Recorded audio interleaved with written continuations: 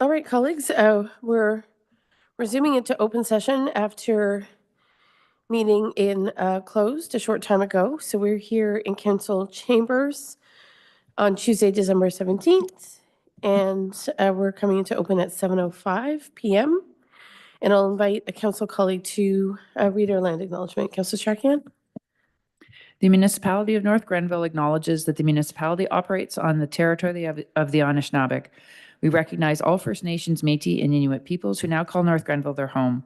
We respect and support the need for cultivating a strong relationship, and we commit to Indigenous-informed decision-making to foster the path towards reconciliation.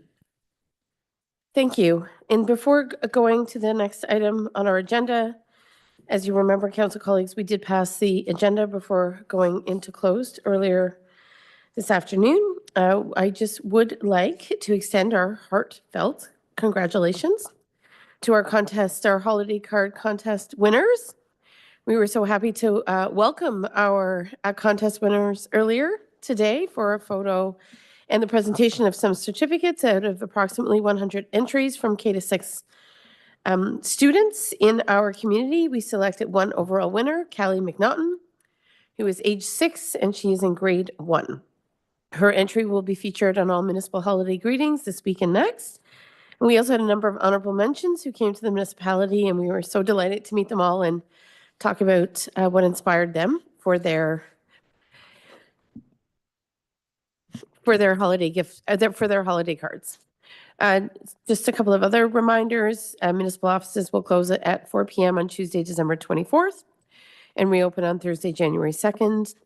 And our very well-utilized NG Transit service won't be running on the 25th of December, the 26th of December, or January 1st. And as a reminder, with the ongoing mail strike, December water bills will arrive late. And of course, you can always sign up to get an electronic copy of your water bill. And then finally, of course, I want to wish everyone around the council table and all of our municipal staff, residents, and business leaders the happiest of holidays. The season reminds us of all the power of kindness and the shared values of generosity that makes our community so special. So with that, we're going to go to our presentations in regards to the 2023 financial audit. But before we invite KPMG, who's been waiting patiently to present our audit, I will just look to council colleagues for any declarations of interest in regards to perceived or real financial benefit or loss arising in tonight's meeting. Seeing none, then we'll move on. And I believe we have individuals online who are waiting to present on behalf of KPMG, and we would like to thank them for their patience given our unforeseen delay. Okay, wonderful. Well, good evening, everyone. Thank you, Madam Chair. Pleased to be here tonight to present to you the results of our audit for the fiscal year ended December 31, 2023. In your package tonight, there would have been 2 attachments. One, excuse me, which is what we see on the screen here, which is our audit findings report, which we've really tried to marry into one document, both the significant highlights in terms of the numbers on the financial statements themselves for the 2023 fiscal year, along with the findings that we are required to share with yourselves, being council and those charged with governance, with oversight of the financial reporting process. So hopefully you've had a chance to take a read through the report. It's fairly heavy again for 2023, certainly lots of change that I'll walk you through. I won't go through each of the individual pages, but certainly I'll call out the things that I think are likely most meaningful to you. And as always, certainly we'll welcome any questions from the group if there are any. So starting off on page number 5, it should say status at the top of the page. And this tells you really where we are today with respect to our audit. We are essentially complete, subject to council's ultimate acceptance and approval of the financial statements. Our audit window does stay open until that date. And certainly expecting the approval likely to occur this evening, we will be in a position to release our audit report in final shortly thereafter.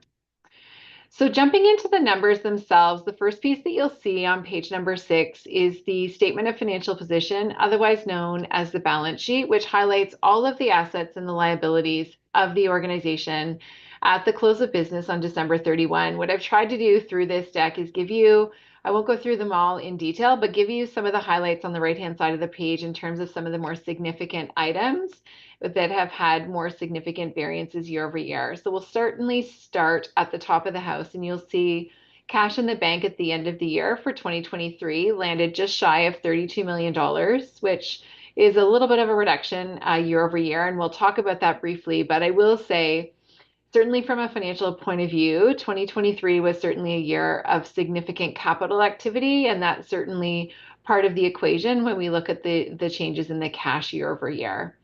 Right below cash, you will see long-term investments. There were small investments that were held in the previous year that were matured in year and not renewed.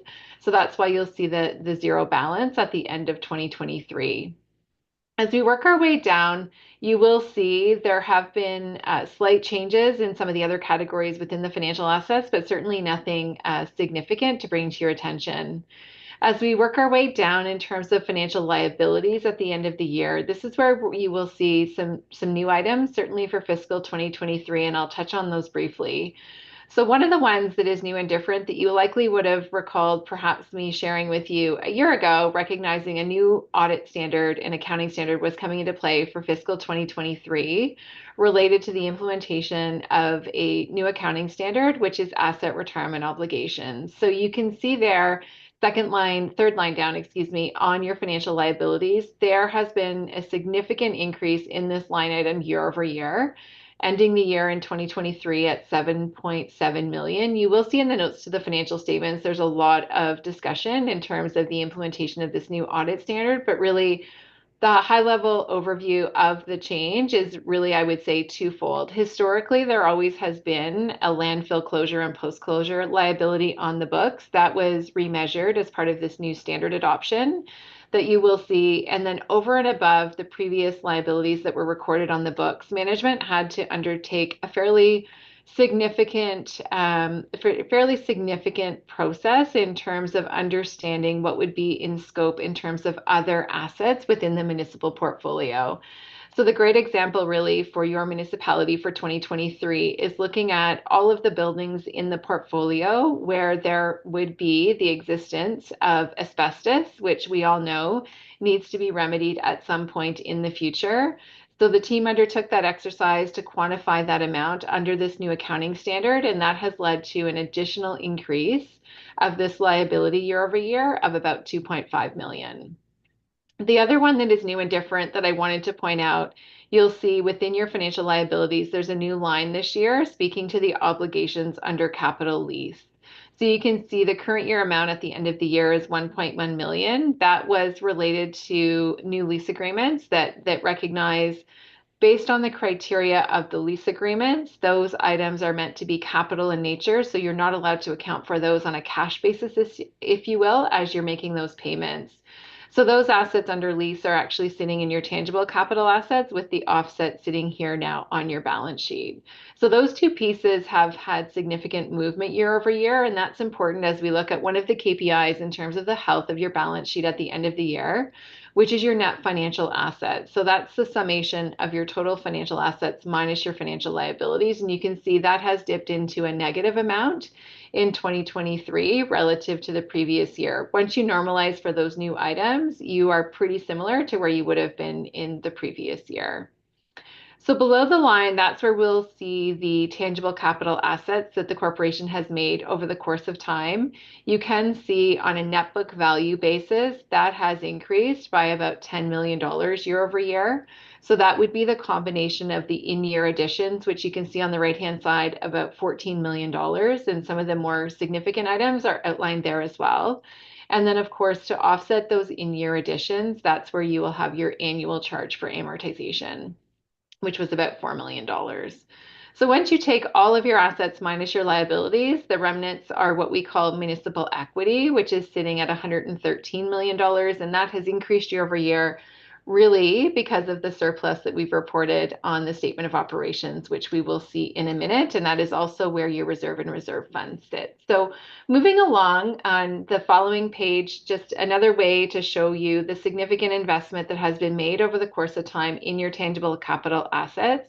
These are articulated in numbers in the notes to the financial statements, but showing you here on the graph, you can certainly see significant component of your tangible capital assets does relate to buildings amongst other categories that you can see there too.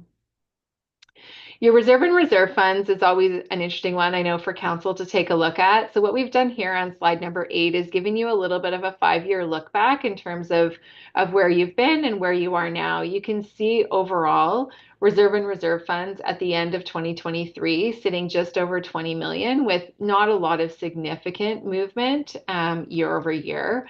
I would say pretty consistent over the course of the last 5 years. I always do get a question to say, what is the right number? What should these numbers be? It's a tough one to answer because really it's meant to say, what are some of the things that the municipality might be thinking about going forward in terms of some of the investments and the requirements that you've got tucked away for those items that you might be wanting to invest at some point in the future. That being said, the next slide gives you another way to look at your reserve and reserve funds. This is one of the KPIs that the province looks at when they do their analysis of municipal financial statements. It could be argued that perhaps it is antiquated, but at the bottom of the page, you will see that their benchmark would suggest that anything greater than 20% would be green when you take your reserve and reserve funds as a percentage of operating expenses. So certainly well ahead of that bar from a ministry perspective, even in 2023. However, you have seen a little bit of a reduction, certainly over the course of the last 4 years for sure, but sitting in 2023 at about 60%. And there were some unusual items included in your operating expenses that I'll touch on briefly as well in the subsequent slides. So certainly from a health perspective, from the ministry perspective, certainly nothing significant to bring to your attention. The next one that we like to look at as well that tends to garner the attention of council is taking a look at your taxes receivable that sit on your balance sheet at the end of the year for taxes owed, not yet paid, as a percentage of your current levy. Again, the province KPI view would suggest anything less than 10% would be good or green. You can certainly see over the course of the last 5 years, the municipality has certainly been well within that range with very little change, I would suggest, certainly over the last 3 years, which is also a good sign as we look at the current levy, recognizing that has increased over time as well. So moving on to the next page, which is page 11 of our report, which is your statement of operations. And this is likely something perhaps more near and dear to your hearts as it recognizing the budgeted amounts as well in terms of your total revenues and expenses. So as I said earlier, in terms of the bottom line for fiscal 2023, the municipality reported a surplus of about $4.3 million. You can see in terms of total revenue, those are up by about $6.3 million. Again, right-hand side gives you some of the more detailed descriptions year over year. I would say this one tends to be a little bit more difficult to explain in certain cases, simply because it is contingent on the capital activity to some degree, certainly in terms of government grants. As you are successfully receiving grants for capital projects, those will come into revenue as they are earned. Same with development charges. Development charges were a significant lift from a revenue perspective for the municipality in 2023, and those are certainly tied to certain events and projects that do occur in any given fiscal year. The other item that I would suggest is off the charts, certainly relative to budget, and certainly something we're seeing more commonly across the sector in fiscal 2023 is the very favorable market conditions related to your interest and dividend income, just shy of $1.3 million in 2023, which is about double where you were in 2022 and significantly ahead of budget. In terms of the expenses have increased from the $31 million to $35 million. I did want to draw your attention to one specific item that should likely jump out at you in terms of environmental services. So as I said earlier, that lift in the liability related to the implementation of the new accounting standard related to asset retirement obligations, that's the credit. Part of the debit in this case actually went to environmental services related to landfill. And so that amount was about $1.8 million. So that is a non-cash item, but it is reported in your total expenses. The other pieces that I would suggest is certainly across the board, we're continuing to see impacts of inflation, Certainly post-COVID, things returning to normal, cost of living adjustments for salary and wages. So those are certainly the highlights I would suggest for expenses. And again, on a net basis, the in-year surplus generating about $4.3 million.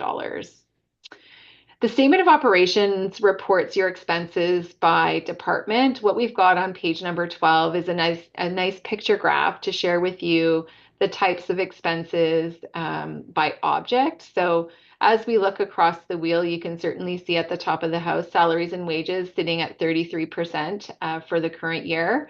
I would dare say that certainly continues to be very much in range. As we do these types of presentations for municipalities, that number tends to be anywhere between 26 and 35%, so certainly well within range and fairly consistent with the previous year as well.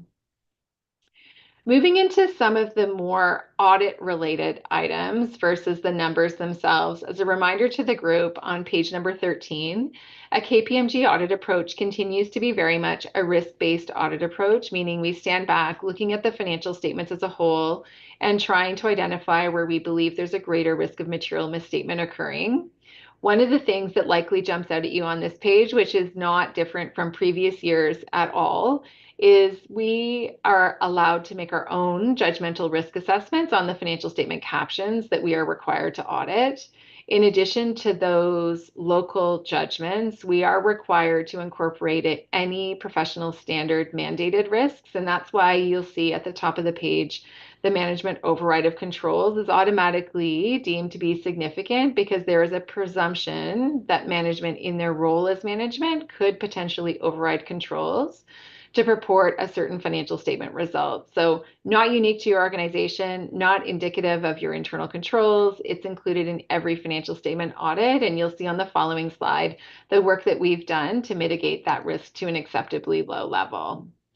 Behind there, lots of detail to share with you, all of the hard work and effort that went into both the accounting related to the asset retirement obligation new standard this year, along with the audit effort. But really what I wanted to share with you here tonight is that we certainly concur with management's accounting and presentation related to this new adoption, and we'll certainly stay in touch with them in subsequent years because unfortunately it's not a one and done. It will need to be remeasured in future fiscal years as well.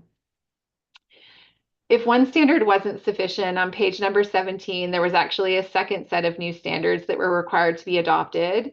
Interestingly enough, related to financial instruments, it didn't actually impact the numbers themselves, but if you have had the opportunity to take a read through the financial statements, you will see there are a number of new note disclosures that have been included in the financial statements that include items such as financial risks. So things like credit risk, how old are receivables, are there collection risks, interest rate risks, liquidity risks, all of those types of risks are now included in this new accounting standard, and they will be required to be included in financial statements moving forward as well.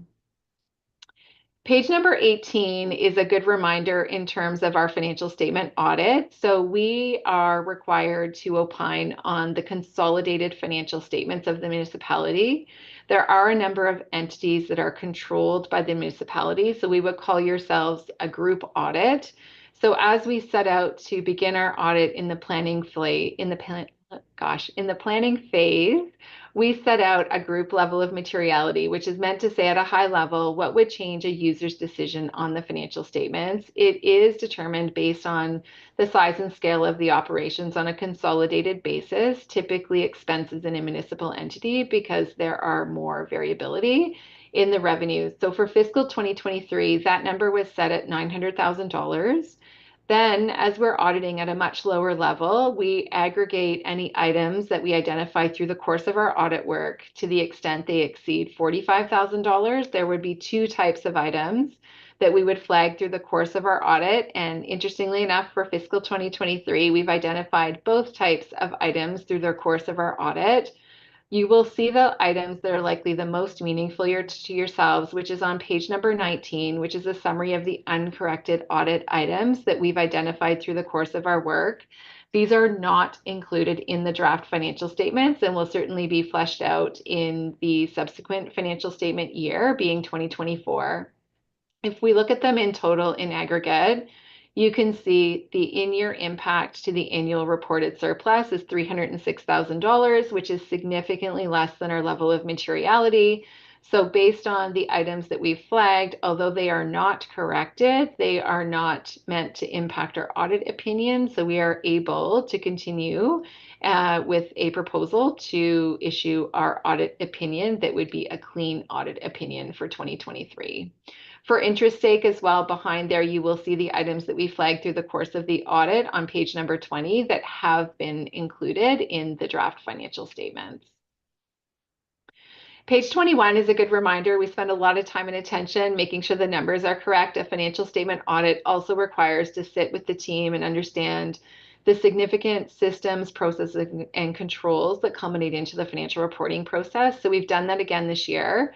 Pleased to report from a significant deficiency point of view, we have not identified any significant deficiency in internal controls. However, through the course of our audit, we will also take the opportunity to identify any areas where we believe there could be best practices or tightening of internal controls. And we will use our management letter to communicate those observations for management to consider in future years.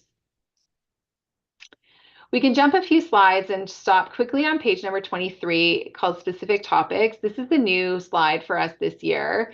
And it's a good reminder to share with you all of the things from a professional standards point of view that we're actually required to share with yourselves, being those charged with governance, to the extent any of these matters might exist. So it's somewhat of a checklist, really, but to give yourselves comfort that none of these items actually came into play for fiscal 2023, which is why you'll see on the right-hand side, no significant matters to report, which is always a good sign. The next slide speaks to our independence. As you know, the beauty that we bring to the table is really that external set of eyes. In terms of our independence, to the extent we might provide any non-audit services, we can. We just need to make sure that we're never putting ourselves in a position of management to audit our own work. Pleased to say we have not provided any non-audit services, certainly for fiscal 2023, that might be thought to encroach on our independence. And really, all of this culminates into our single deliverable, which is our contribution to the financial statements themselves, which you'll see on page 27, Appendix 1A, which is our independent draft auditor's report. Based on the findings that you've heard here tonight, it is a clean audit that is being proposed again for fiscal 2023. There is a slight addition that you will see in the draft auditor's report on the first page, page 27. There's a final paragraph called Emphasis of Matter, Change in Accounting Policy. That's a new item that we are required to include in fiscal 2023 because of the dramatic impact of the implementation of the Asset Retirement Obligation Standard in 2023. Beyond that, the content of our draft audit report has not changed year over year. It continues to articulate the fact that management are responsible for the financial statements. They are a product of management, your own responsibilities in terms of your oversight, and of course, our responsibilities as your external auditor. The balance of the deck is really more informational items. If you've had an opportunity to read through, you will see on page 32, there are new accounting standards coming yet again for 2024. But pleased to say, in terms of the level of effort and the impact, I would say very minor, certainly relative to 2023. And at the very back, you'll see lots of great live links to a number of resources that we've pointed you to the extent there's interest in learning more about audit and assurance and risk and oversight and governance and so on. So with that, Madam Chair, that's our high-level report for 2023, and certainly turn things back to you. Great, thank you very much. And I'll just look to council colleagues for any questions they might have. I know I just have a couple. The first is under the risk assessment summary, there was a flag in regards to management override of controls, and the risk rating was significant.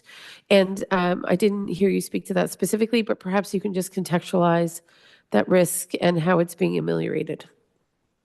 Sure, that's a great question. And I think that question gets asked at every council meeting. So let me do my best to explain it. So that is the one that I was mentioning that is uniquely different in terms of It is an assumption by the professional standards that we must abide to presume that management has an ability to potentially override controls to report a specific financial statement result. So that presumption is specific related to fraud. Fraud can happen in two ways, one being either a misappropriation of assets or fraudulent financial reporting. So we're talking about the second one. And the professional standards would say when there is a presumed risk of fraud, it's automatically significant. So it's not unique to your organization at all. It is required to be considered in every financial statement audit, regardless of sector. So if we were to look at any audit in Eastern Ontario, every municipality would have this risk identified? Absolutely.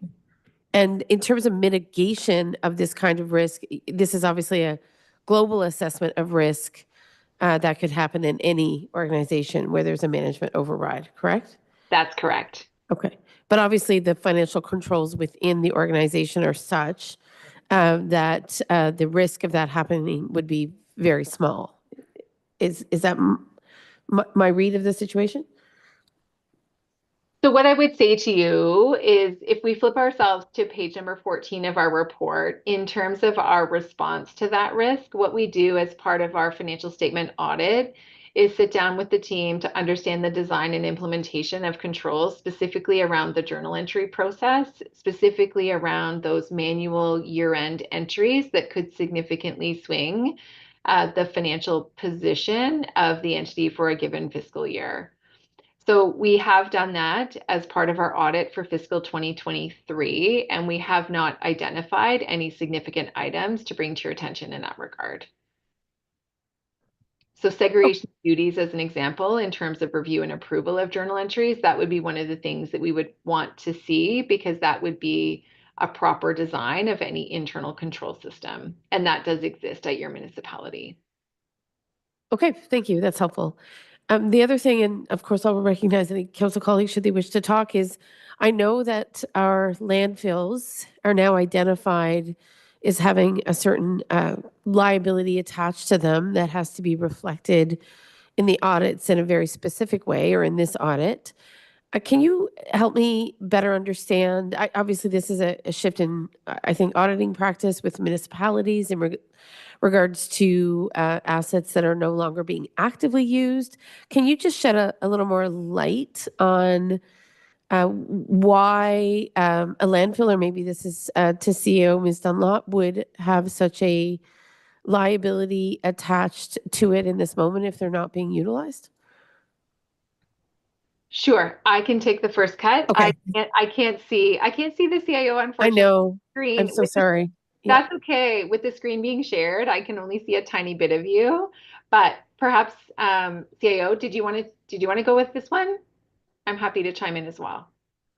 Certainly, I can try to answer the question. It's in regards to the closure liability of the uncapped landfill sites, as I understand it. And the liability is assessed by our engineering and environmental monitoring company, and a cost for closure is provided as part of the liability statements for the annual audit. These numbers are updated, I believe, every 24 months. But please, Lori, correct me if I'm wrong.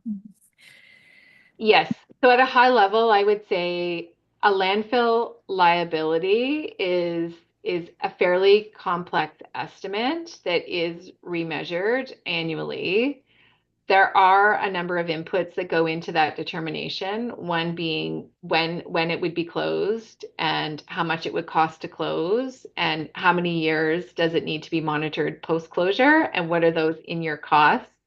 Layer onto that, it does need to consider the likely rate of inflation over the course of that tenure of time by site. This calculation is driven by site and then aggregated together.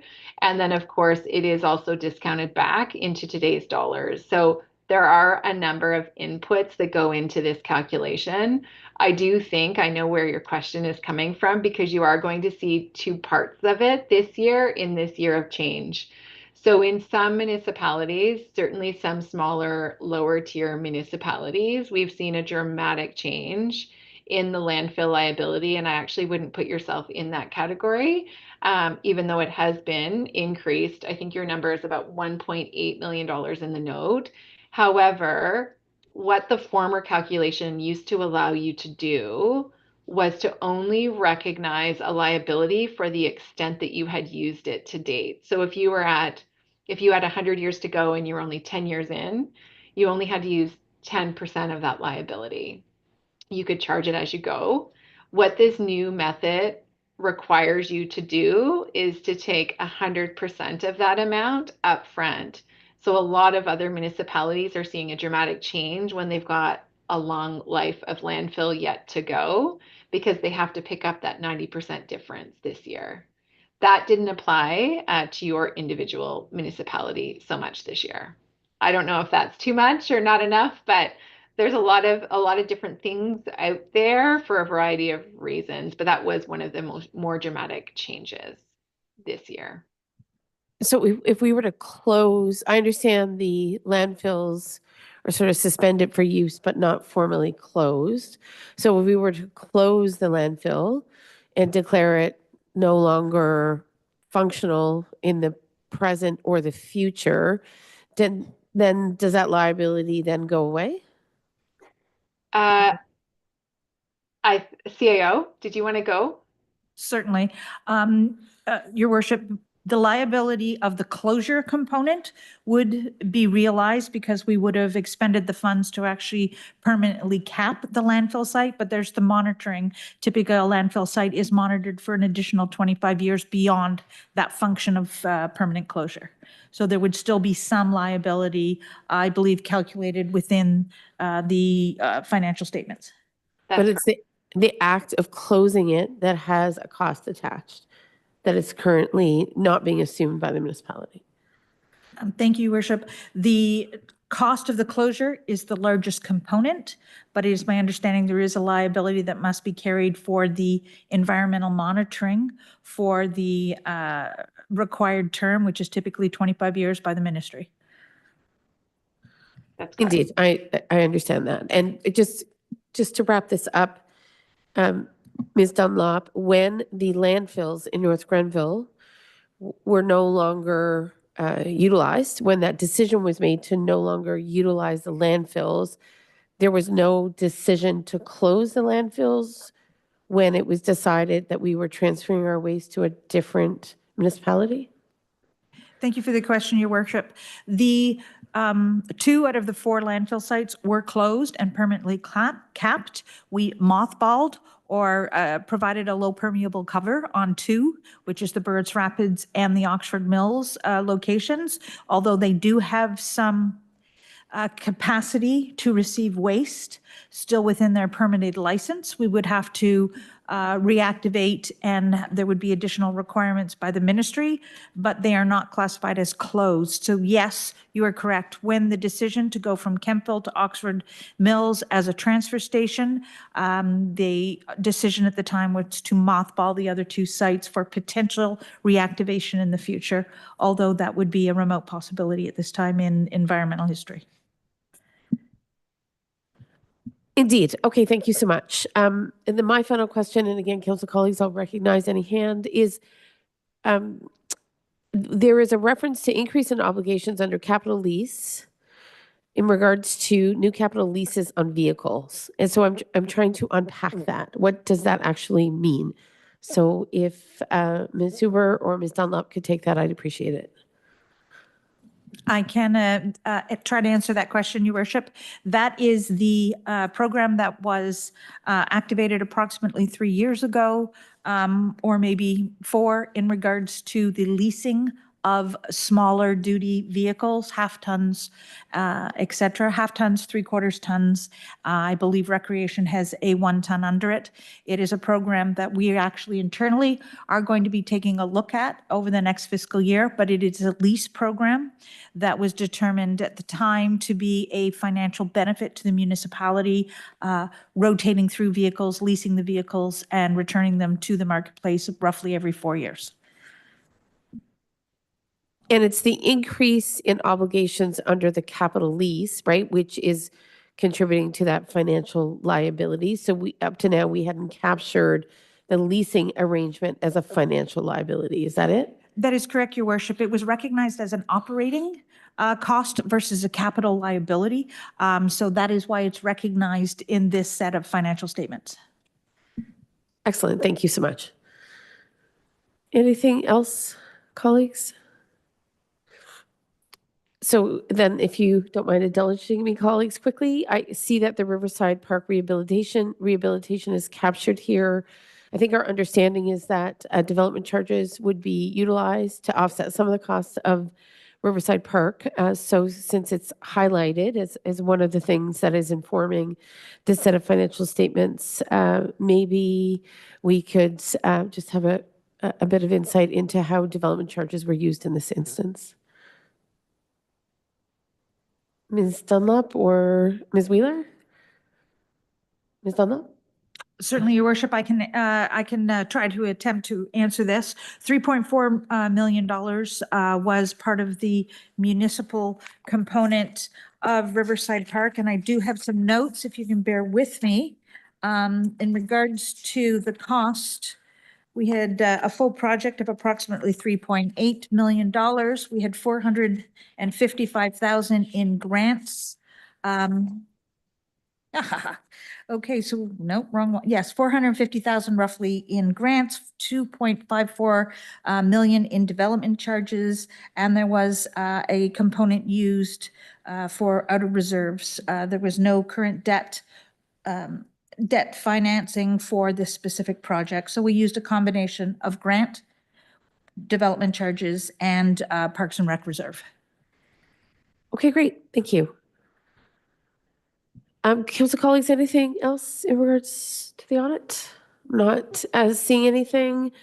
So clearly some of the adjustments in the systems or the auditing practices, I think, made for perhaps a more concerted effort when it comes to audits in previous years. But it sounds like, relatively speaking, Ms. Huber, all is well, more or less.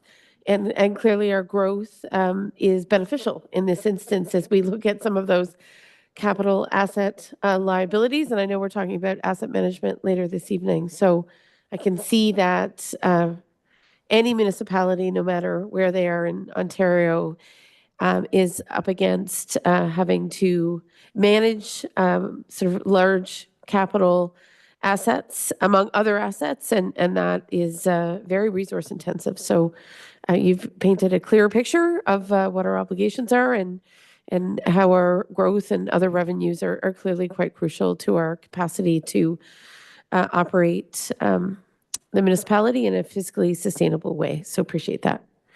I do see Councillor Strachan, so before we wrap it up, I'll recognize any council colleagues. Thank you. Strachan. Thank you, Madam Mayor. I'm not sure, maybe the Director of Finance. I'm just looking at, if you look on the slide deck and slide 11, there are two areas on the expenses portion that are big differences between the budgeted and actual.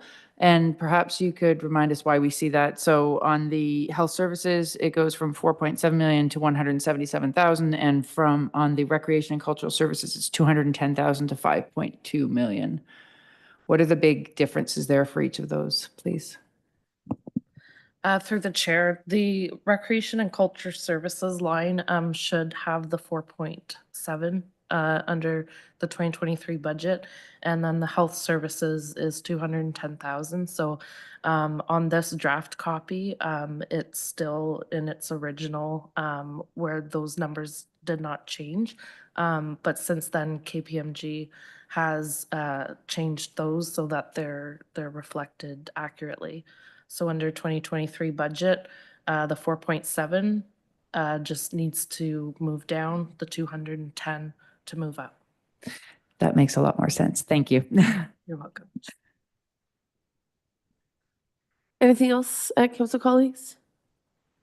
And just to be clear, while we're on it, the Kemptville Campus Education and Community Center is, just remind me, captured in our audit, but obviously the financial day-to-day is managed at arm's length. Ms. Wheeler, can you just affirm that that is in fact still the case? Sorry, could you repeat that for me, please? Or maybe Ms. Dunlop, you want to take it? on slide 11, there is a reference to the expense and a revenue under the expense. The Kemptville Campus Education and Community Center is shown as an actual of 2.7 million. You will see the offsetting revenue of rental income of 2,640,000. But yes, you are correct. It is municipal, but they are independent operating, but they still have to be shown on our financial statements. And to that end, when we look at the planning and development line, recognizing that building services is a segregated line, it's the planning and development line would include all building services, even though there's a segregated budget for those particular services. Through the chair, so the planning and development, that's the expense side. Is that what you're Yes, referring to? I just understand we have a segregated building line because those fees that are generated from users in the community obviously support the building operations and the human resourcing attached to those building operations. So that would be captured in planning and development, I presume. So the planning building development bylaw would be under that line, but for the building on the revenue side, it would be a self-supporting department. Indeed. Yeah. Okay, great. So anything else, council colleagues, in regards to the audit? We're happy to see that it's here and that the process has reached a successful conclusion, and want to thank Ms. Wheeler for jumping in. I believe you joined us in July, Carly, so I know you've been knee-deep in audit land for quite some time, so thank you for all of your efforts and getting us through this one. So we have a recommendation, council colleagues, that council approve and accept the consolidated financial statements for the municipality of North Grenville, year ended December 31, 2023, and the audit findings report prepared by KPMG.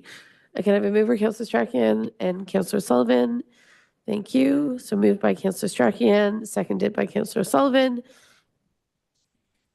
And I should say that the clerk has added the following amendment, and that is that as per the motion on the table, that the amendment to expenses on the financial statement would show health services with a budget of $210,000, as well as recreation and culture services at $4,700,000. So that obviously will be reflected on the financial statements that are approved here this evening. So we have a mover and a seconder. I'm going to call the question. All in favor? Thank you. Thank you. Excellent. And did we lose? Can we thank our auditor? Okay. I'm here.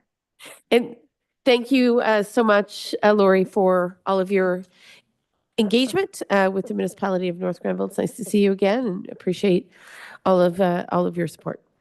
Thank you, everyone. Take care. Okay, Bye-bye. take care.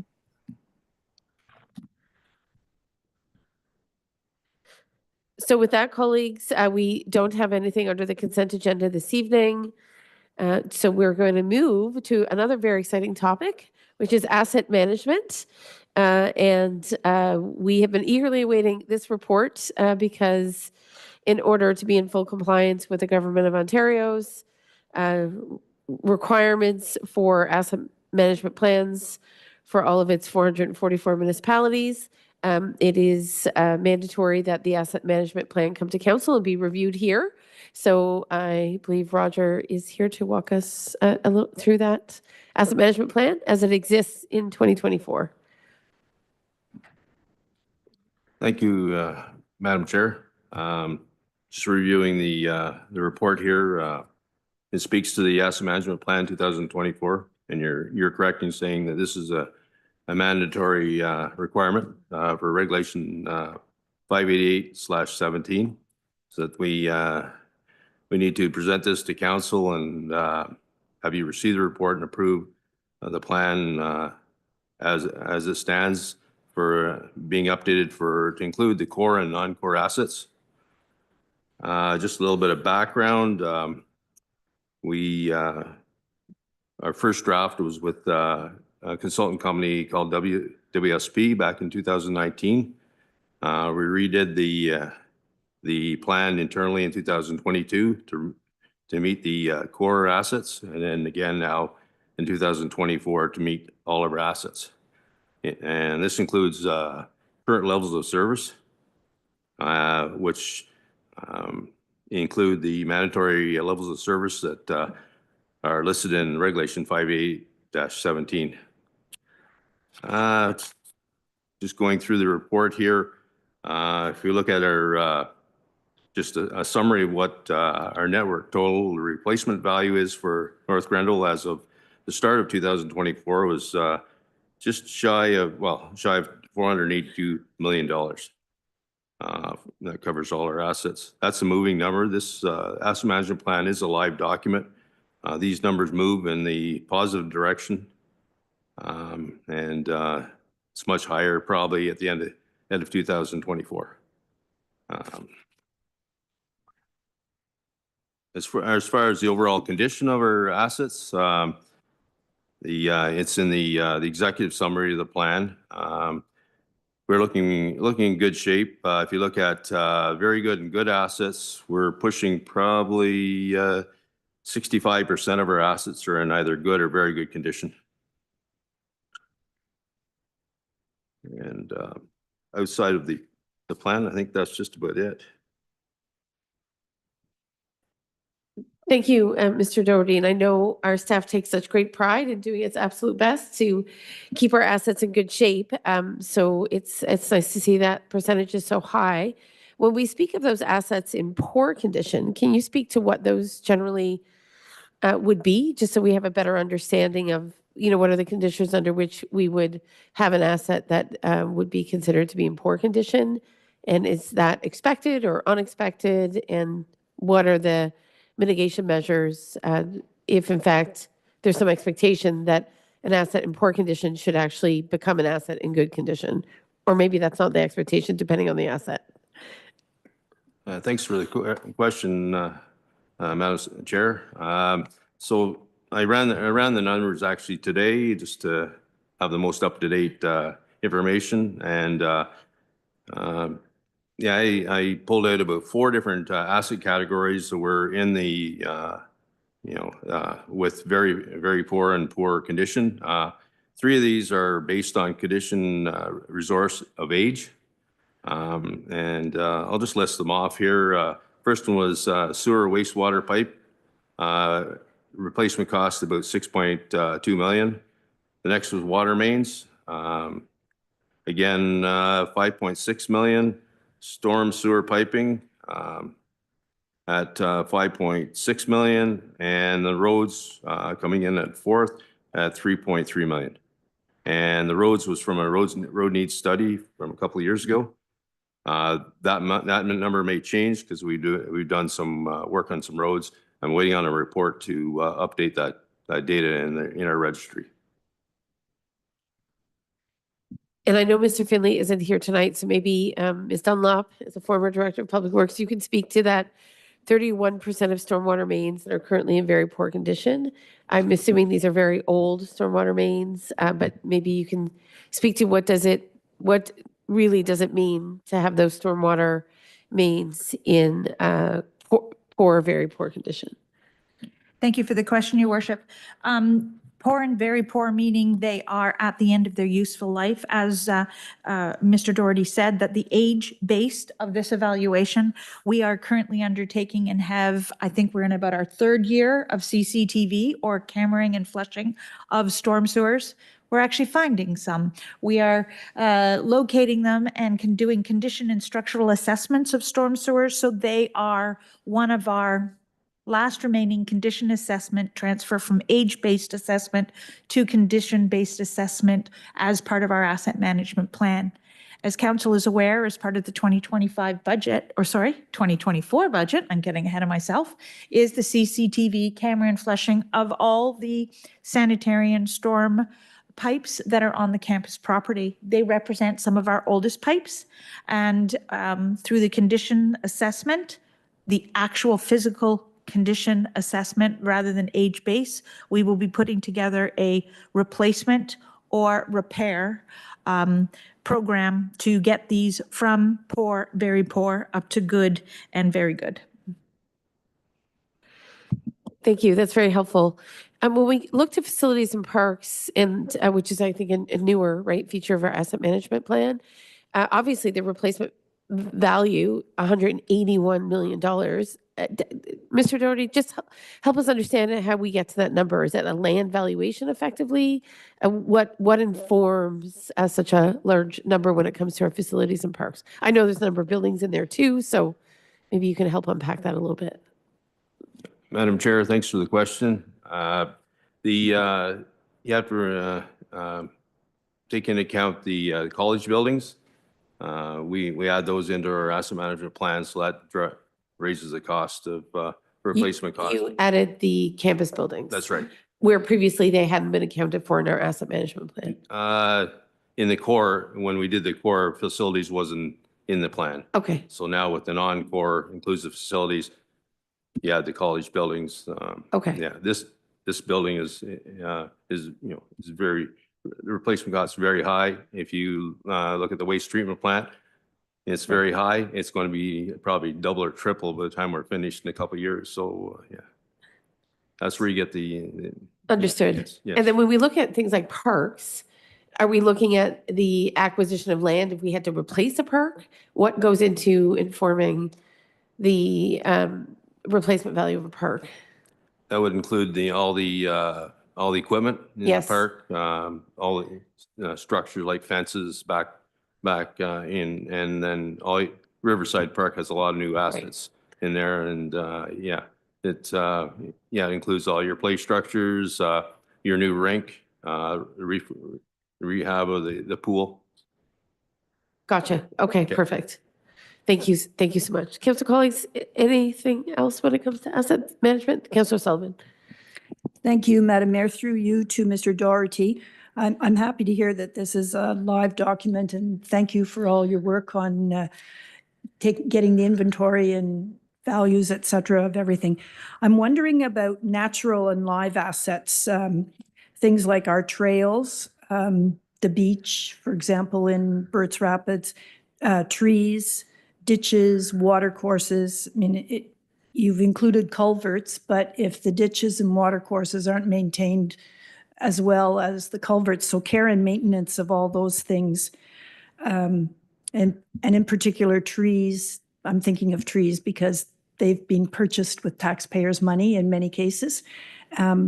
Should they or can they be included in the asset management plan? Should they? I think they should be, because they're assets that have been bought and paid for. And if the ditches, the natural water courses aren't taken care of, we could end up with drainage issues. So, and this, at Riverside Park, the other thing is the pump track, for example. It's not hard play structure material, but it's being built. And how do we account for that and the cost of maintaining it? And do we have reserve funds for the care and maintenance and replacement of these items that are more natural assets?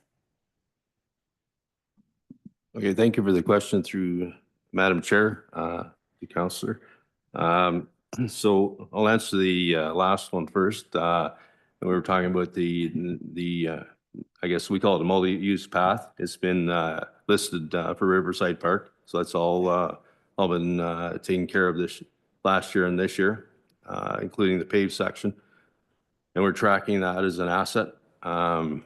If we go back to natural assets, it's interesting because that's the next. It wasn't a requirement in 588-17 for this round, but yes, we have it in our sites to do natural assets. The park in Burt's Rapids, we cover all the assets there, not the sand, but all the other assets. So any green space we're on top of. But you're correct, and we do have some trees listed if they were a capital item that was put in from the financial side of it.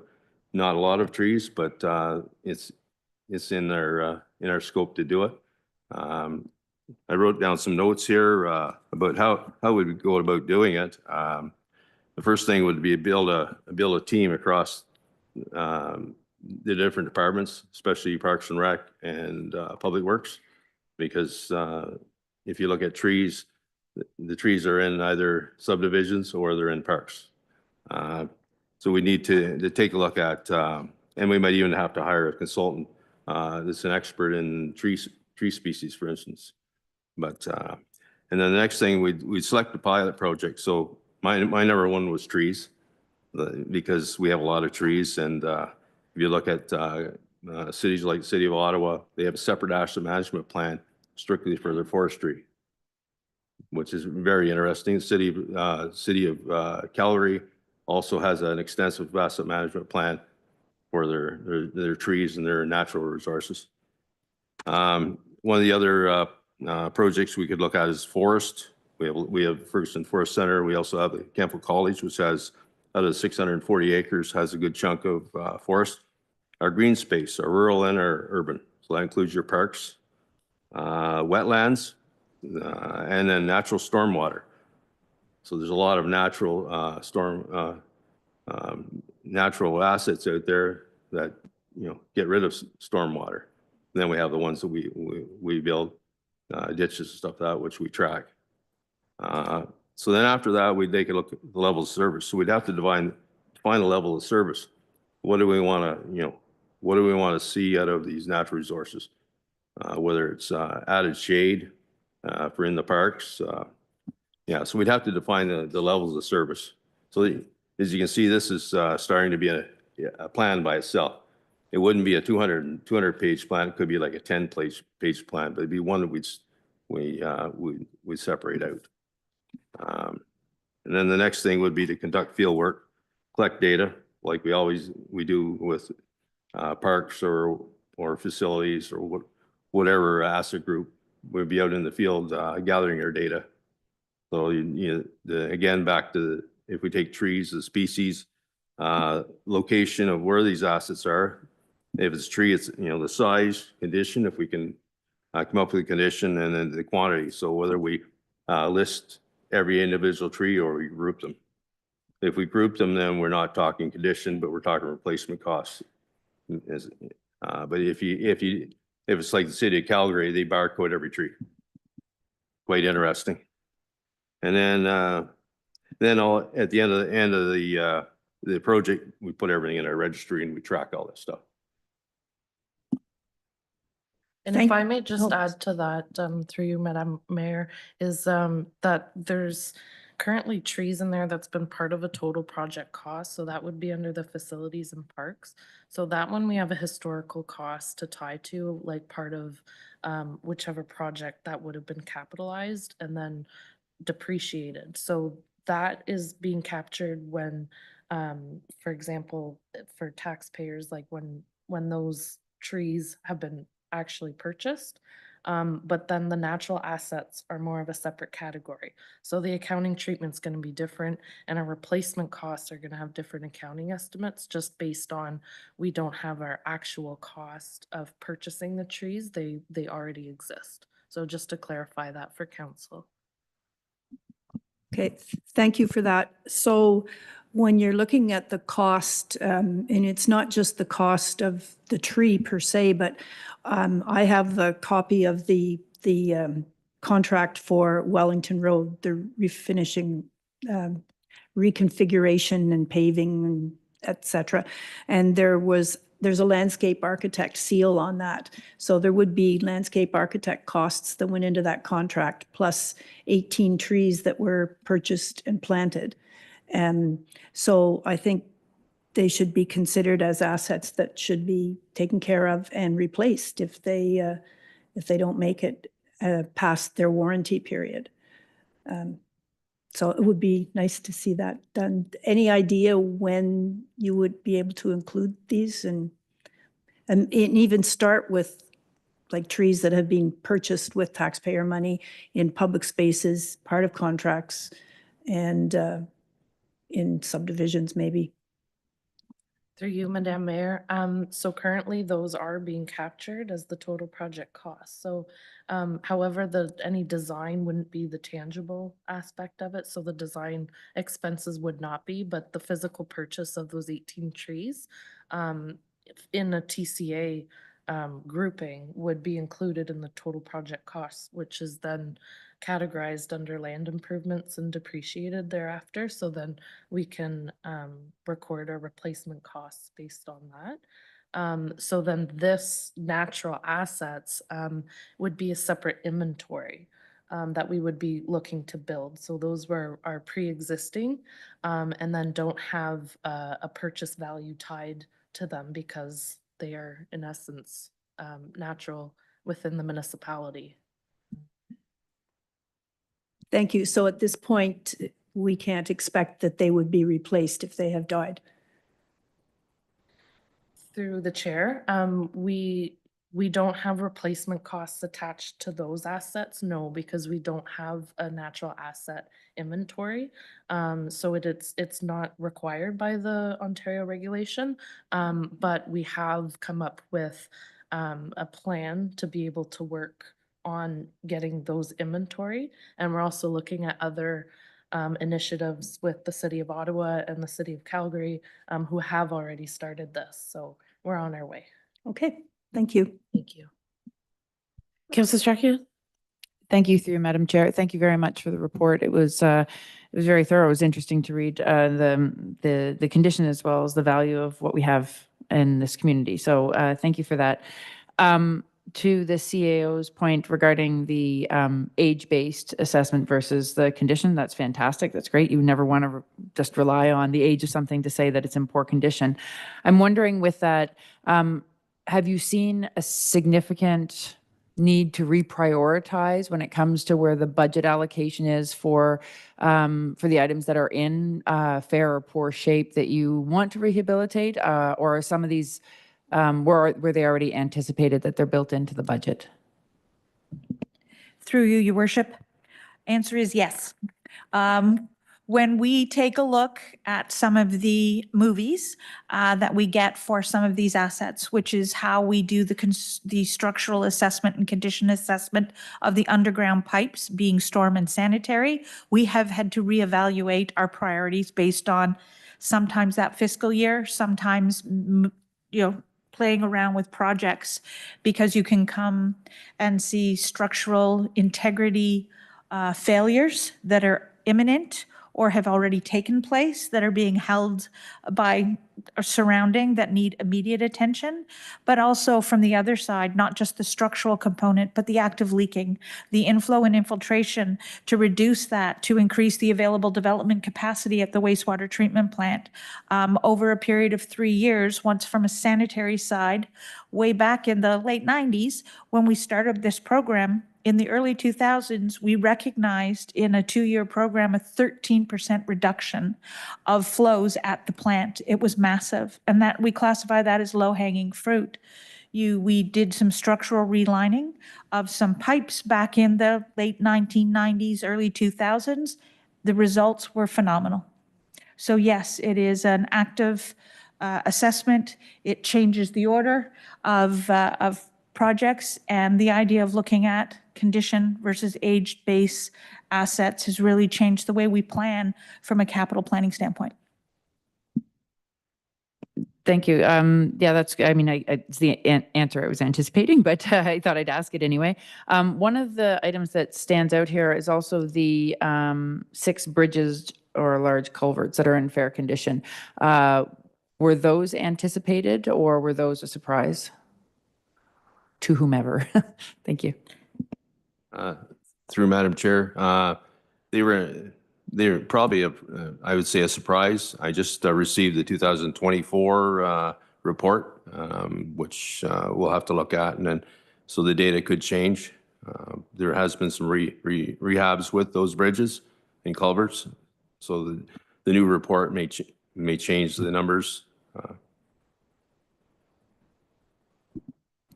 If I may add to that, Madam Mayor, the Ontario government does require that all the 13 structures that are identified under the asset management plan for bridges are inspected by a structural engineer every 2 years.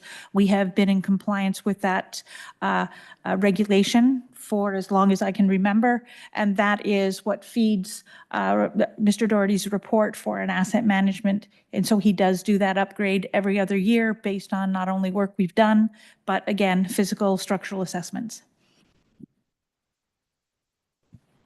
Thank you. And maybe just building on that quickly, not to belabor asset management too much, but just so I understand, in terms of the risks to assets, right? And when we talk about a forest, I do think about forest fires, right? Which are increasingly a phenomenon across Canada, sometimes in places we wouldn't expect. Mr. Doherty, is part of your job identifying the risk to the asset or just the condition of the asset? Thanks for the question, Madam Chair. Yes, that's funny that you asked that. I was looking at risks this afternoon when I was looking at the very poor and poor. Out of all the assets that we have right now, I'm going to go by memory. It's about 36 assets are in high risk, and it's just not one group of assets. It adds up to about $2.7 million in replacement value. It's quite interesting. I introduced risk into the asset registry probably about 2 years ago and did a risk on all 24,000 assets. It was a lot of work. I could group them in that. But interesting that I have, I think it's 37 assets that we should really pay attention to and say, yeah, it's super high risk, and it's just not, as I said, not one. There's the water mains, of course, we're up there. There were some sewer pipes, hydrants. So you can see where those assets are very important. There was one that really jumped out. That was one of our plow trucks, which is an older plow truck, but it came out as a risk because we need them for plowing our streets in the wintertime. And it came out as, and it's an older truck. It's the oldest one in our, I think it's the oldest one in our fleet. So it needs to be replaced or rebuilt. But yeah, that came out on the list that I ran late this afternoon. So I'm glad you asked the question. It's it helps to prioritize for the departments when you throw risk in there. And do you look at internal risk or external risk, right? So something like, again, I'm thinking of something where I think we're still trying to get our heads around how to assess the value of the asset and the service level attached to maintenance of the asset. So if we looked at something like a forest, like our agroforestry center at Kemptville campus or Ferguson Forest, when you look at identifying risk, are you looking at externalities, right, that could affect the condition of that asset? Or is your risk attached to sort of the inherent condition of the asset and the risk that is attached to its further deterioration? What informs your risk calculation? Thank you for the question, Madam Chair. Is basically the risk, the actual asset. So we take into condition is one factor times the risk that we have identified in the asset management plan. So if it's say an emergency vehicle, for instance, it would have if we lost that vehicle, it would have a higher risk than if it was a pickup truck. So that's how we rate it. And if you look through the plan, we've identified how we rate the risks in there. But then again, from I don't have a list for a forest, but that's something we can look at as a natural asset that we could look at that and see what the other municipalities and cities are how they're handling that. Through the chair, just to also add to the risk management. So we'd like to identify risks, whether they're internal, external, environmental. So identifying a total risk evaluation for each asset. Then we look at what is the likelihood of this risk happening. So then, we assess each asset based on the predictability of it actually happening, and then also the consequence of that actually happening, how high that consequence is calculated thereafter. So it does help us prioritize when it comes to budget, the consequence of that outcome, and then also the likelihood. Great, thank you. It's very helpful. Okay. Anything else, council colleagues? again, the ministry is very adamant that councils in particular are part of the a discernment process, if you will, of our asset management plan. So I do appreciate Mr. Doherty, you being here on December 17th, just a week before Christmas. We are obviously, I think, confident that you, alongside others, including Ms. Wheeler, are really very clear about the condition of our assets and how to manage them moving forward. So it's nice to see such a comprehensive plan. So appreciate it. And I'm sure we'll look forward to more discussion as you add to the assets that are under our surveillance and jurisdiction. And I know those natural assets that Councillor Sullivan spoke of and beyond are ones that we want to ensure are well cared for. So appreciate all of your work.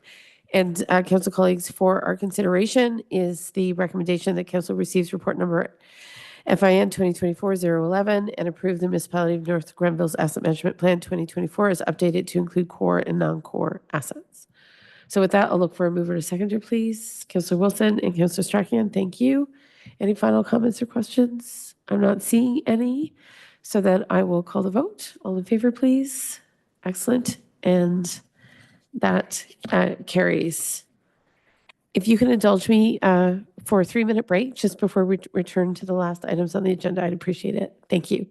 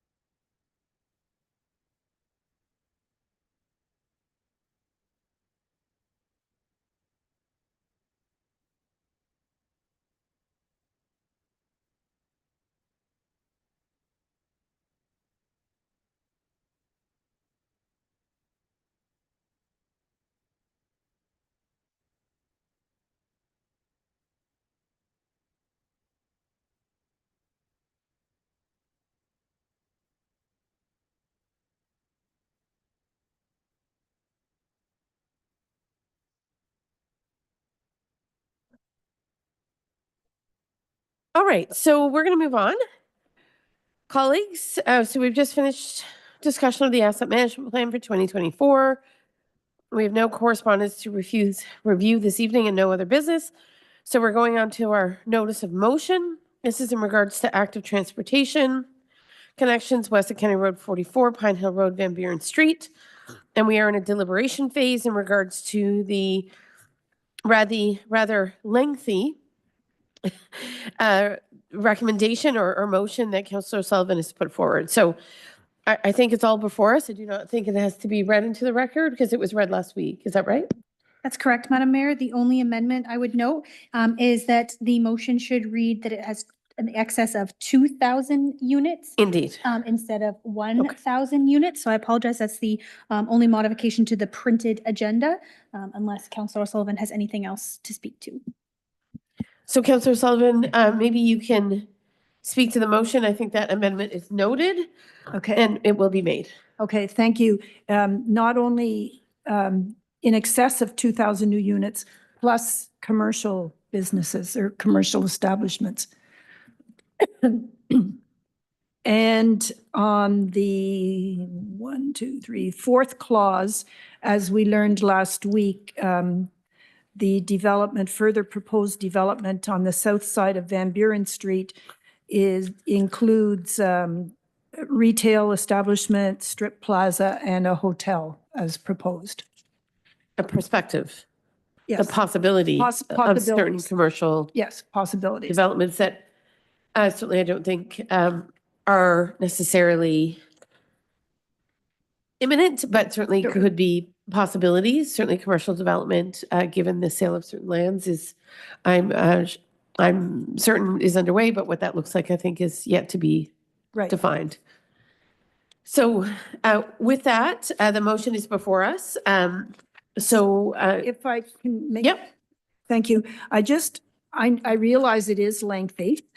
And it did grow from just being on County Road 43, but it also then grew to include Van Buren Street, given the new development on Van Buren with the potential 277 homes plus 50 homes and that retail space.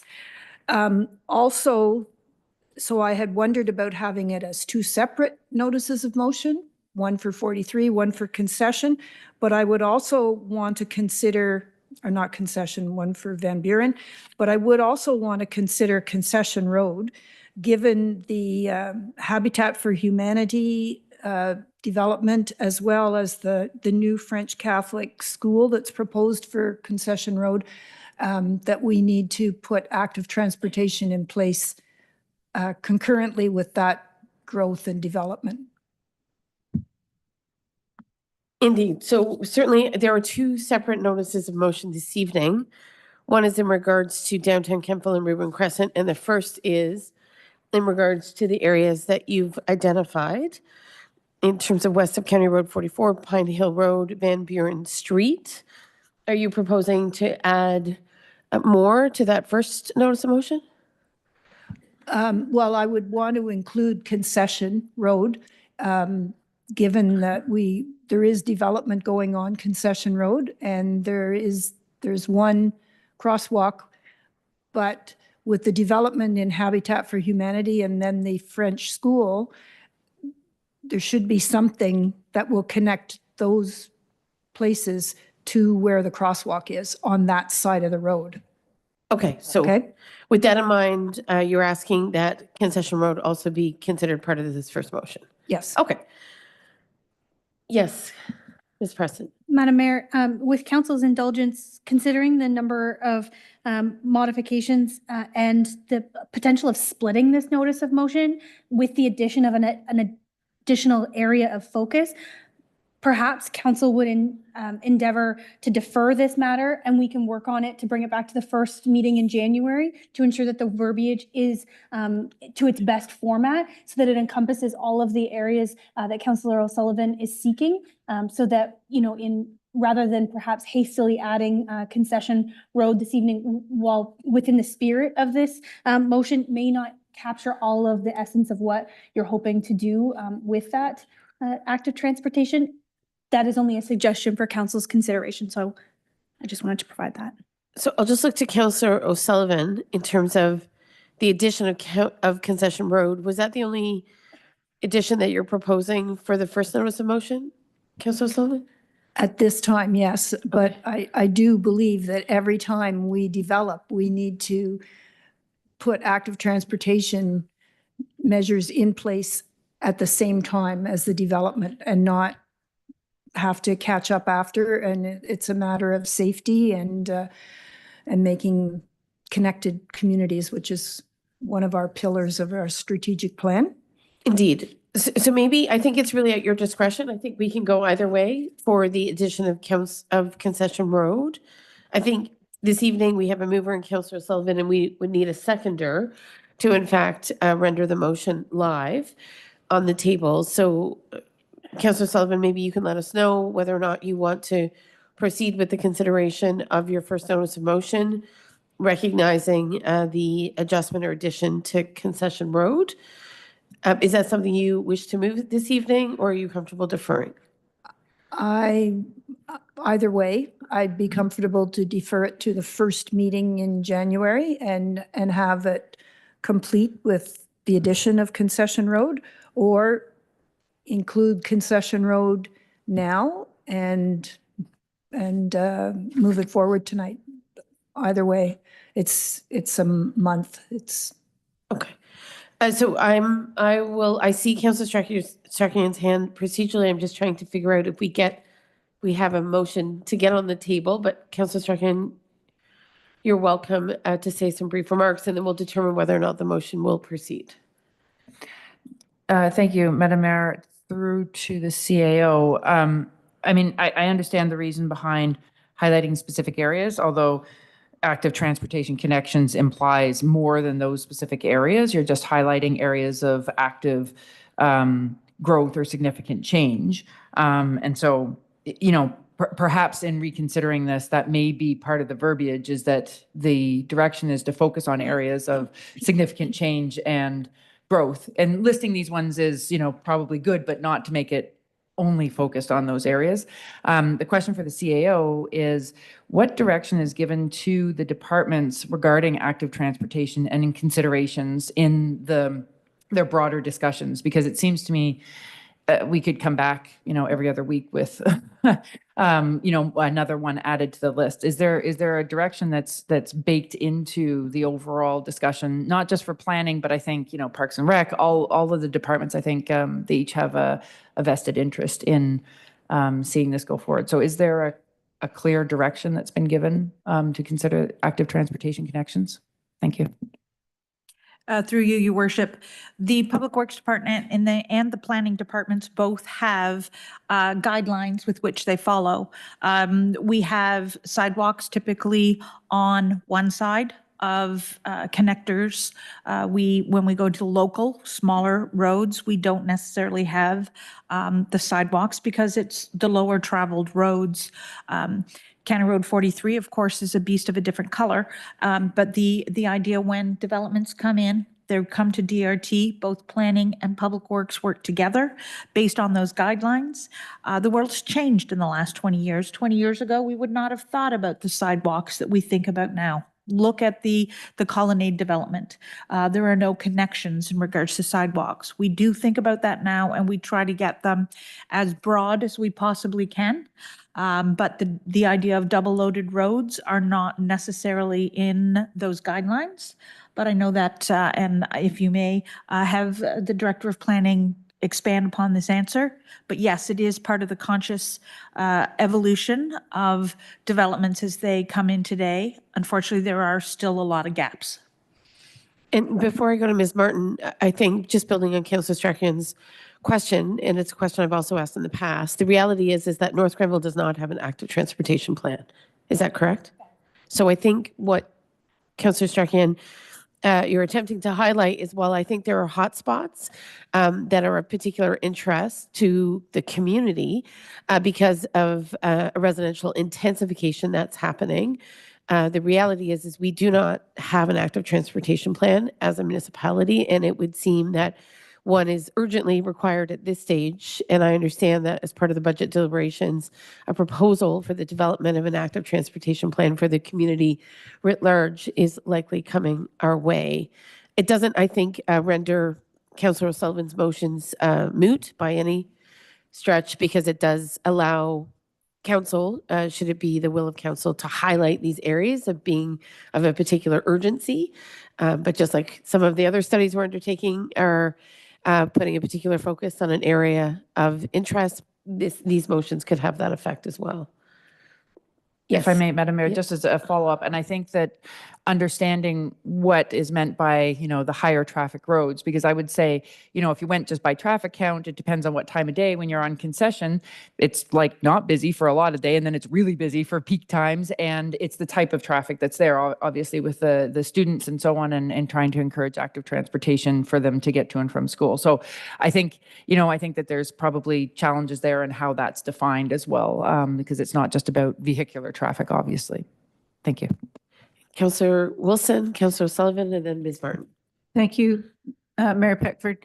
I would tend to agree with what CEO Dunlop has said, and thank you for bringing that to our attention.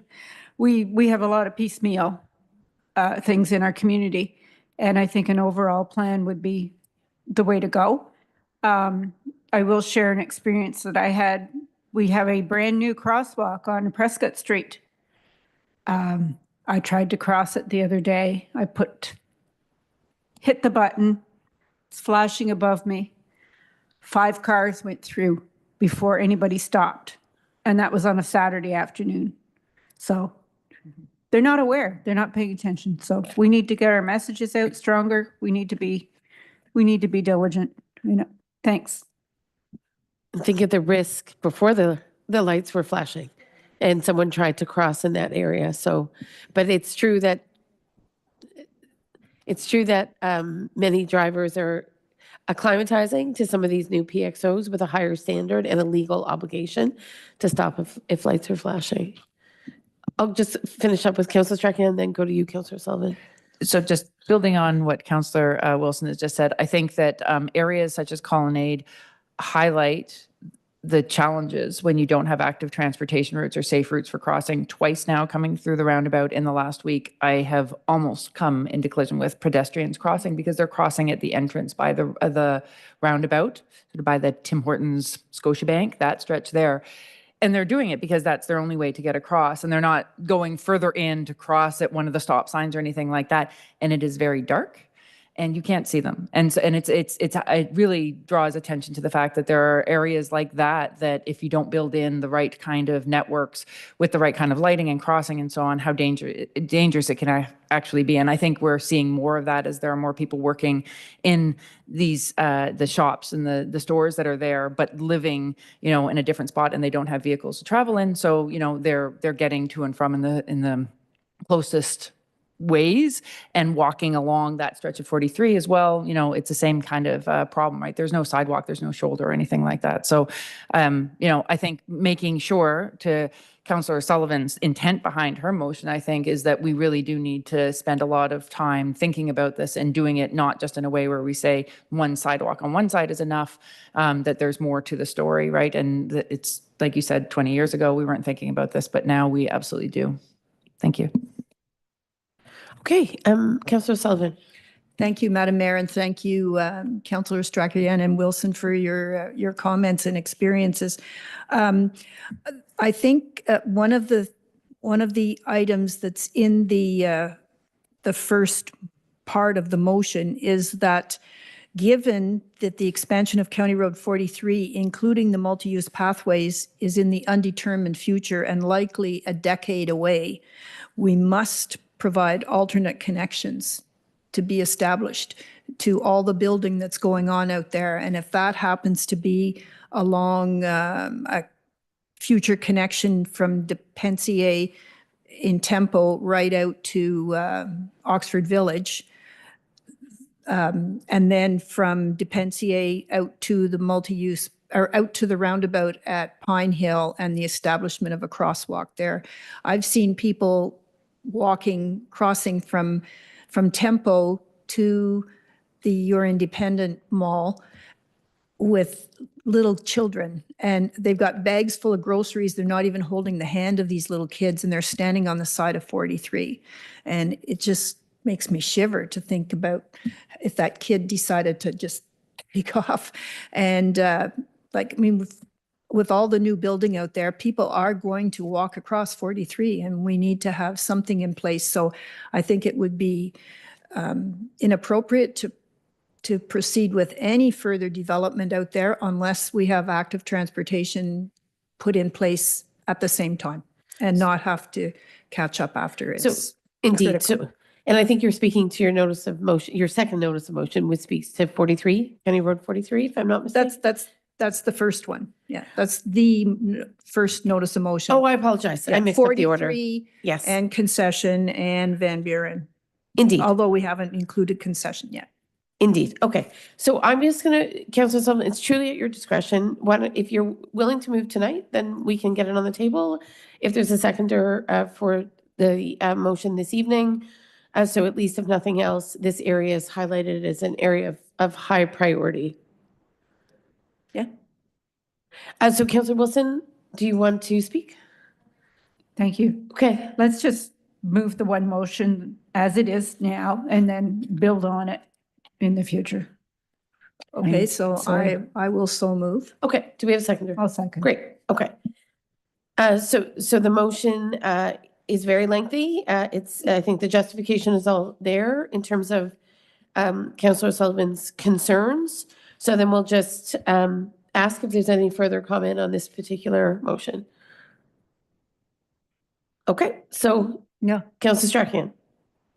Thank you, Madam Mayor. I think, again, not to belabor the point, but I think it's important and it's imperative that the CAO and directors hear what we're saying and where the concern is, that this isn't something that can go unnoticed or as an afterthought, and that there needs to be true connectivity, right? And not just in direct areas where there's development. And I know that this is being talked about, and I'm not to say that it isn't, but we need to do more and better and more consistently so that notices of motion like this don't need to be said, right? That it's already baked in, and that there's clear planning for that, obviously within the limitations that we have to make things happen in any given year, but that this is definitely an important piece.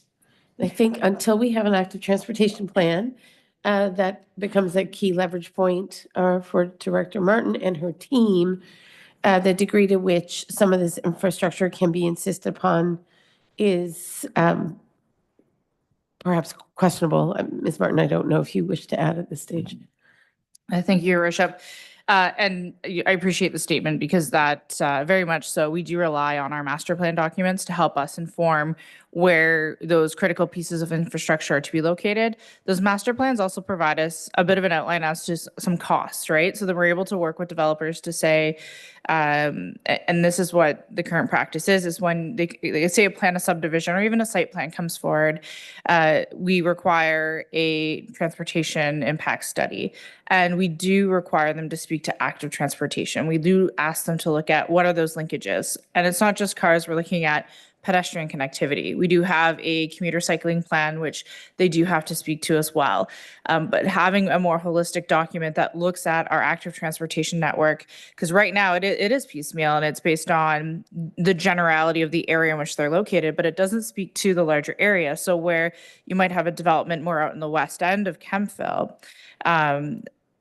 oftentimes like they'll look at a scope of so many, hundreds of meters outside of the property, but it doesn't speak to the larger connectivity in the area. So an active transportation master plan would be very beneficial on the planning side to be able to go to developers to say, okay, like we're looking to do X, Y, Z. And in the past, the Southbridge Care Facility is a great example where we weren't quite there yet in putting in a sidewalk on George Street.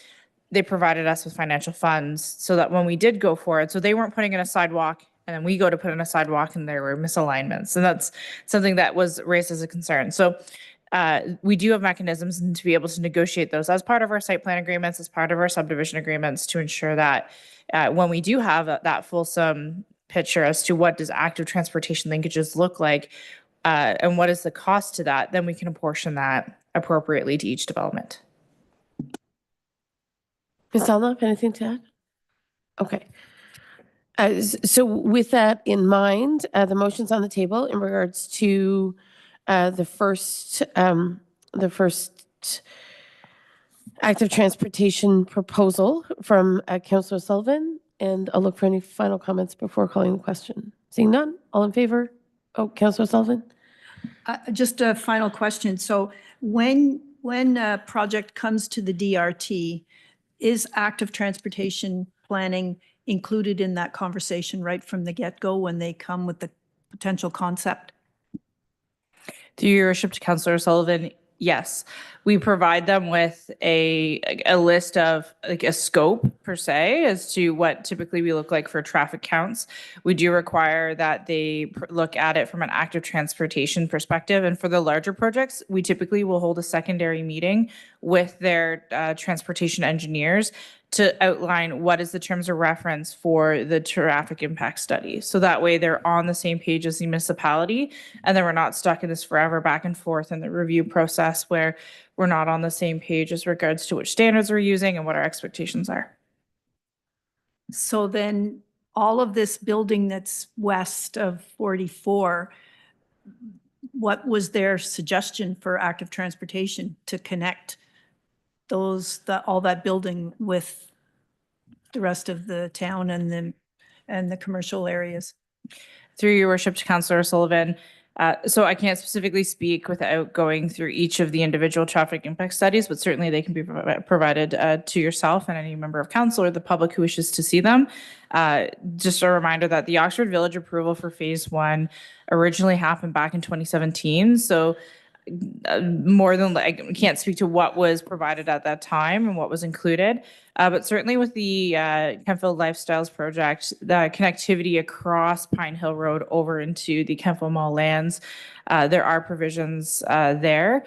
I can provide that level of detail after the meeting as to exactly where some of those crossings were proposed, but that was kind of where more of that connectivity was focused inherently, given that there's really not much around that project except for the Kemptville Mall lands. There's a heavy focus as to how that would be facilitated for the residents over into that commercial establishment.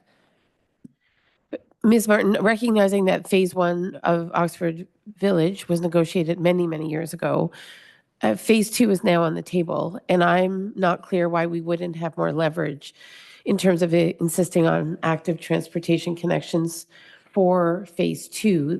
The reality is there is no pedestrian connectivity, right? We are going to have hundreds of people living in phase 1 and hundreds more in phase 2. And currently there is no plan for active transportation. I understand traffic impact studies were done, but as we all know, traffic impact studies are more about how people navigate within a subdivision versus, I know cars are counted for leaving or coming into a subdivision, but the opportunities for safe pedestrian passage are extremely limited. So my question is, can't phase 2 be our leverage point to work with the developer to insist on some safe pedestrian connections? Thank you, Your Worship. So certainly we can have those conversations with the developer. Our deputy director has been taking the lead on that file, and I can certainly have that conversation as to where conversations have gone to date. I think our biggest gap on the planning side goes back to the fact is that we don't have that holistic look as to what would active transportation look like around County Road 44. There are other properties along there that when they are developed would also provide, would could be required to contribute to that active transportation network. But certainly those are matters that the draft conditions have yet to come before council, which council has full approval over. Full approval in regards to recommending to the counties. Counties are the approvals for subdivisions. But certainly those are conversations that the developer is aware of. There's been many meetings where we've had with phase 1 where the connectivity piece has been discussed quite openly.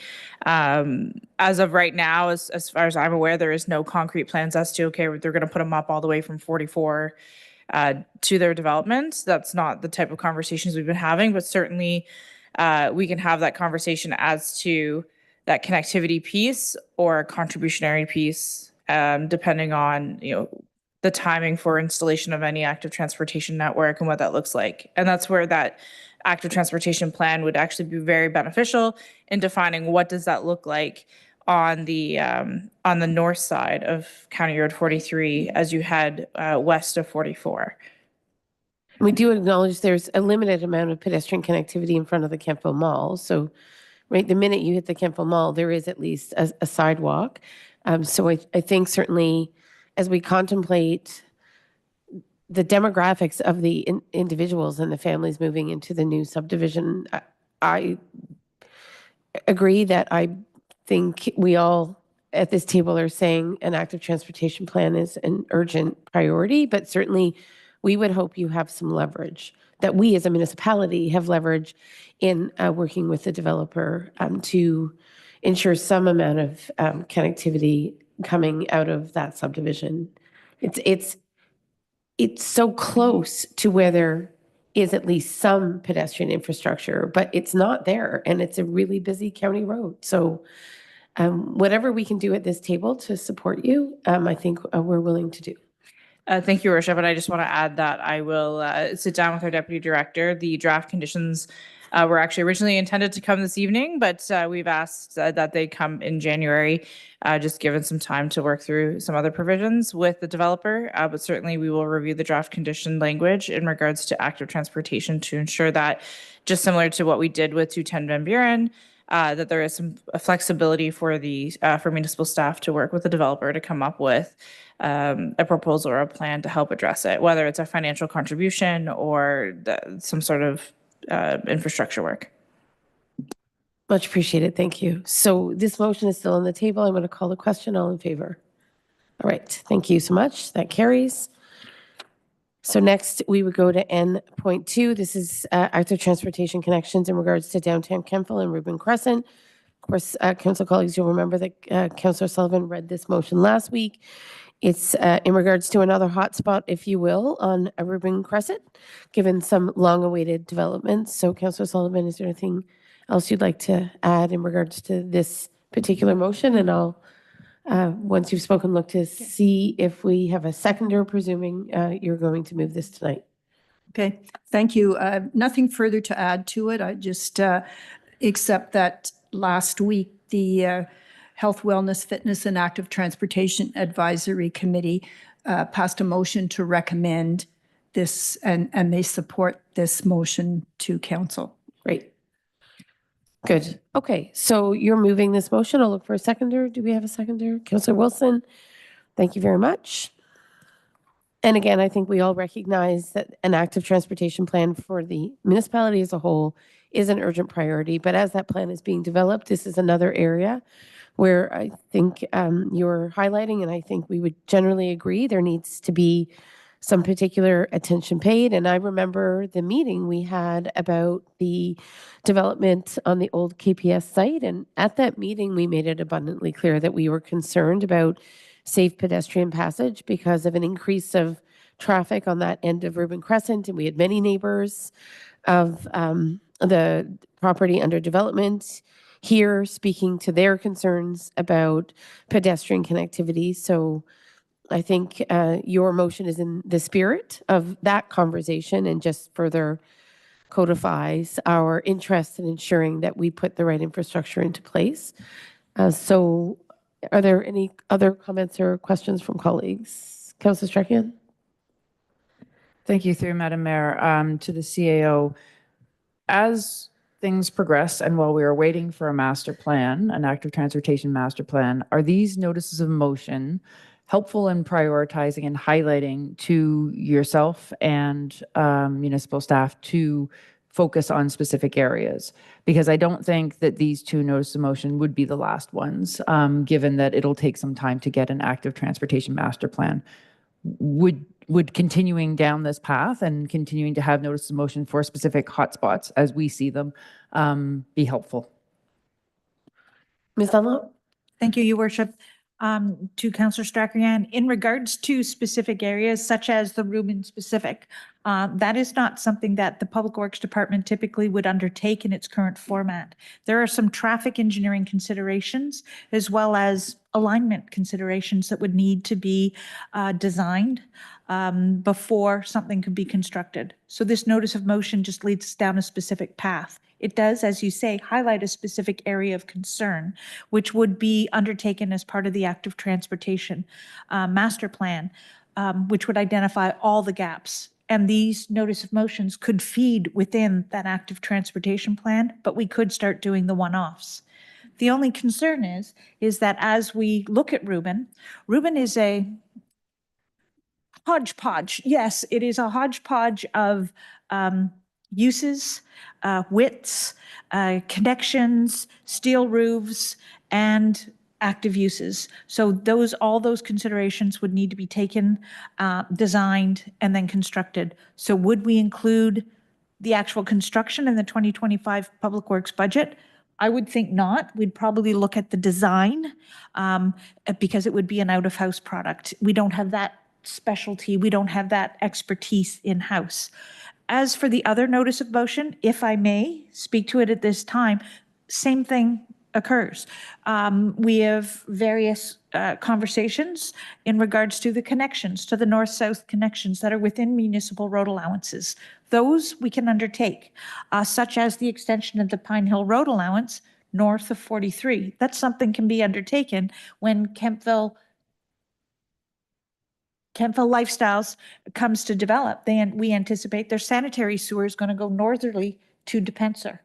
As that's developed, there's a gravel pathway that we can develop into an active transportation network with the appropriate safety controls at the roundabout. But we don't own County Road 43. And as we know, we don't have enough land.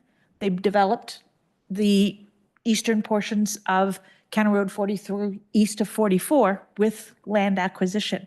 So we'd be looking at, if we're looking at an east-west connection, something temporary as the county develops their plans. Still safer than walking down the edge of a road, and still we would be able to consider certain east-west links at appropriate locations. So I think that the answer isn't exactly black and white in regards to providing. I think looking at Reuben, looking at Pine Hill, looking at an active transportation in 2025 is absolutely doable, but the notice of motions would feed that report. So it is council's prerogative. Okay, excellent. So then if in the absence of other questions, I'm going to call the vote. All in favor? All right, that carries. Thank you very much.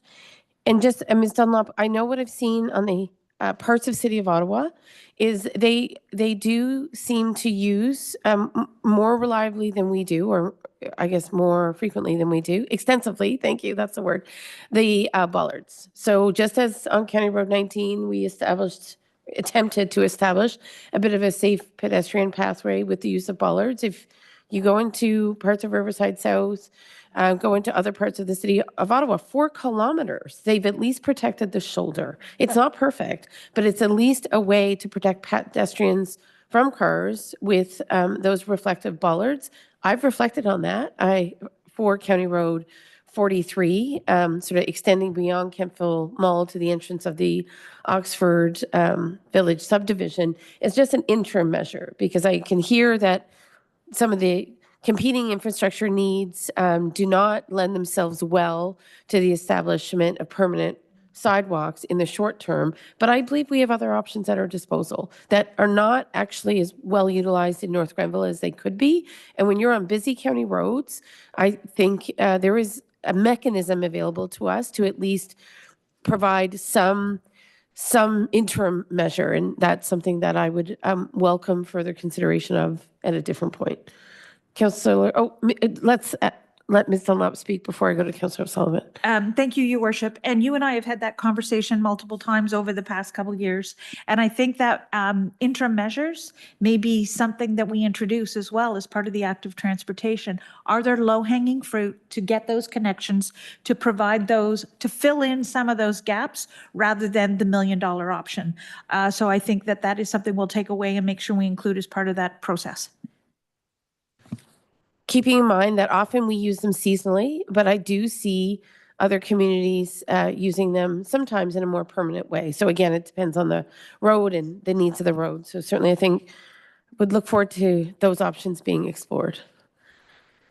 Because the reality is some kid is going to miss a bus, have to walk home on a busy county road, going into that new subdivision, and it's not safe. It just simply is not safe. I drove it on a sleepy Sunday afternoon. It was exceedingly busy, so I can't imagine trying to do it on a weekday. Okay, we'll move on. Yes. Oh, that's Okay, all I was great. going to add was Thank you. that alternative connections be established, and I think that is in the meantime, so I don't No, it think shouldn't that place. should have to Yeah. wait until we have the active transportation master plan. Sounds good. All right, so introduction and consideration of bylaws. Ms. Preston, we're done. We've already addressed that. Questions from remaining members of our community or media? Don't see any remaining members. So we'll go to close of meeting, and that is that bylaw 1/2024 to confirm proceedings of council at its regular meeting held on December 17th be adopted and passed. Councilor Sullivan, can I have you move that? Councilor Wilson, a seconder. Thank you. Calling the question. Thank you. And a motion to adjourn at 9 p.m. Councilor Strachan, you'll move that. Thank you. Councilor Sullivan, you'll second. I'll call the question. All in favor? Great. Motion is carried. Have a good evening.